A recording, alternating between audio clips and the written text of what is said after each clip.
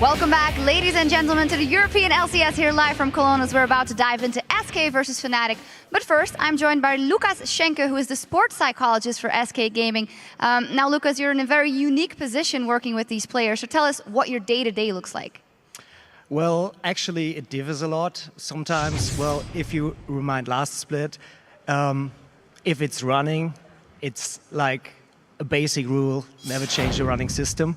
And obviously now the times got hard for us, so I've got to work a little bit more.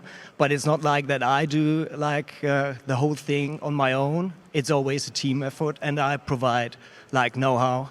So it's more of like a mutual agreement and mutual work rather than I design everything for them. A joint effort. Well, you mentioned that it is a bit harder now because obviously they haven't had the best Super Week, a loss yesterday, and now a very hard matchup for them today. So where do you come in specifically try and prepare them for a match like this? Well, again, it always like differs.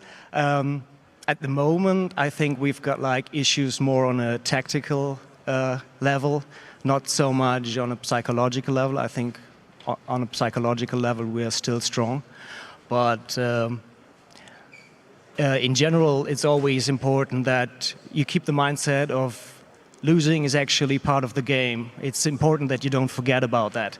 And as long as you can like pull something good out of a loss, it's always valuable. So if you got that professional mindset, and the players do have that, you make sure automatically, like almost, you get better. So even if we lose today, I'm always interested in the performance. This is what counts for me. It's not if we win or if we lose, but how we play the game. This is more my piece of work. Yeah, well, you talk about the professional mindset, and obviously you work a lot with people that are in traditional sports. How does that differ from working with a League of Legends esports team?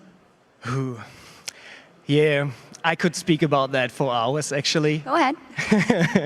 No, I think the basic and main difference between traditional sports and esports is the physical thing.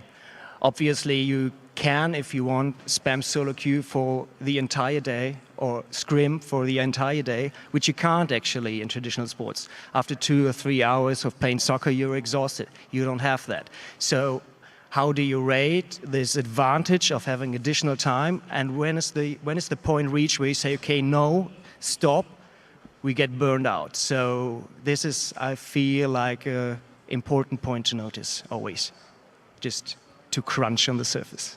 Very interesting. Well, thank you very much, and good luck in your matchup. Yeah, thank you very much. All right, so we're going to dive into that matchup, actually, so let's go over to our